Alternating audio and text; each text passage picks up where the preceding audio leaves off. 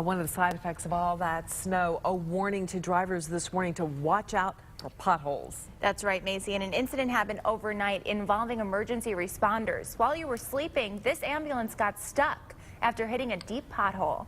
Check out this video new into our newsroom. It happened at East 24th and Central. The accident wedged the driver door of the unit shut, bringing the emergency crew to a stop.